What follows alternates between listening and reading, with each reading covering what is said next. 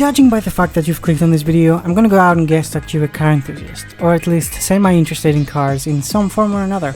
Many people have played Need for Speed games, including Need for Speed 2 SC or Special Edition, and I bet some of you have too.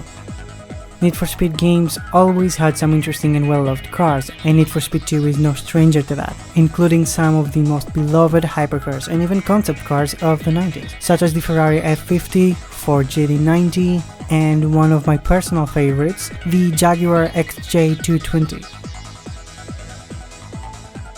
However, the game introduces a not so well-known hypercar, the Isdera Commendatore 112i. 112i? You can tell it's German by the name as per usual. In this video I want to talk about the very interesting and possibly ongoing story of the Isdera Commendatore and its unofficial, possibly illegal counterpart.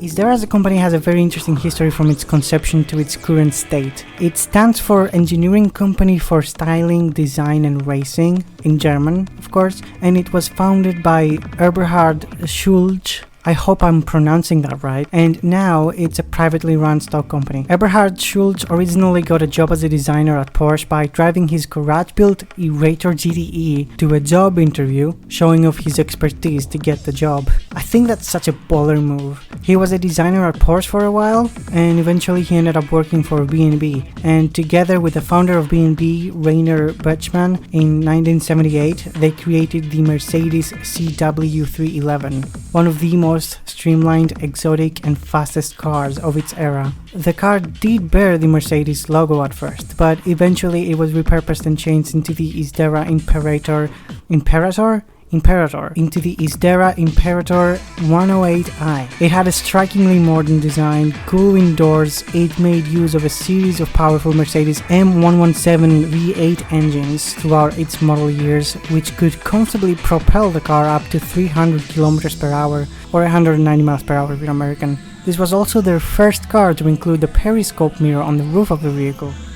Isdera went on to sell a fair amount of Imperators, 30 to be exact, but eventually they had to move on to their next project. A bigger, faster, more impressive vehicle than the Imperator could only ever be the successor, and to prove themselves they aimed to homologate this new project into Le Mans, which is why they aimed for top speed with this project.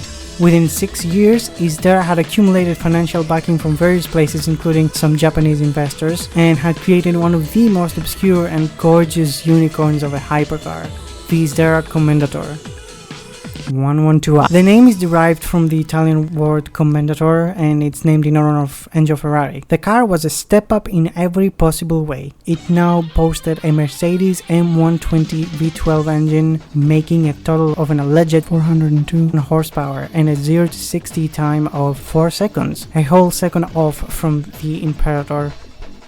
The suspension dynamics were borrowed from a Porsche 928, and the car only weighed at 1,450 kilos or around 3,200 pounds. The car's design compared to the Imperator is softer, rounder, which is especially evident by the use of Porsche 968 headlights. With a Le Mans inspired elongated rear, it's one of the only cars to have not only gullwing doors, but 2 huge gullwing hoods also. Inside you'll find custom-made black and blue leather Recaro seats and trimming, as well as a view of the periscope mirror kept from the Imperator.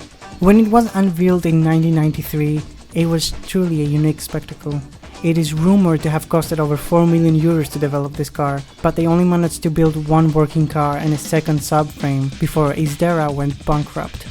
Sadly, the Japanese economic bubble had burst, meaning investors could not keep up with Isdera, and they could not afford to produce anything for a long while.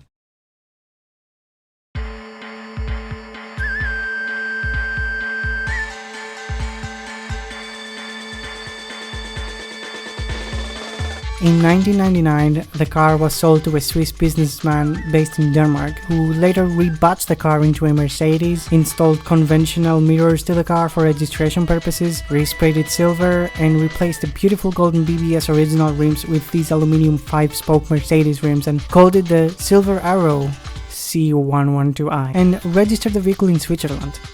The car remained privately owned until 2016 when it was sold back to Isdera.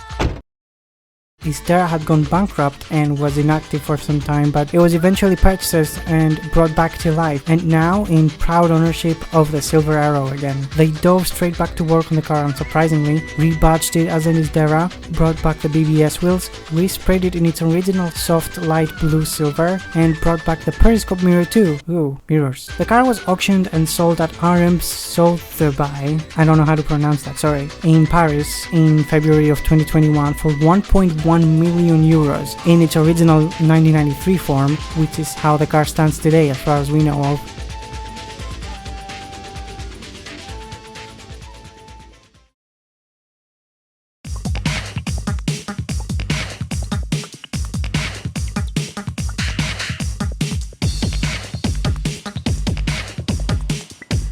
In all of Isdera's records and everywhere you can see online any information about this car, it is officially known that there is only one Isdera Commendatore ever built by Isdera, and it is this one, the one that we've been talking about this entire time, with the German license plate SLS CW112, which it now has, after it was bought from that businessman and then auctioned.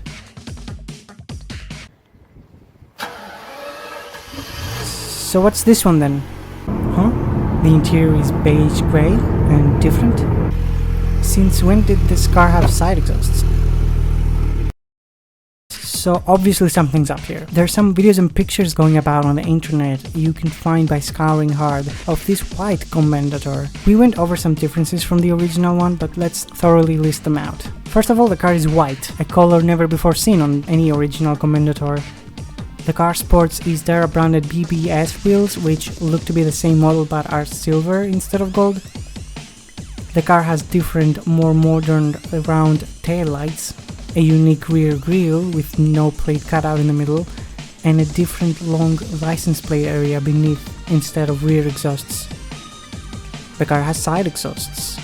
And of course, lastly, the interior is more modern looking, fully beige grey with a black Isdera branded steering wheel. We don't know publicly who the owner of this car is or even what it is, but we do know the story behind its existence.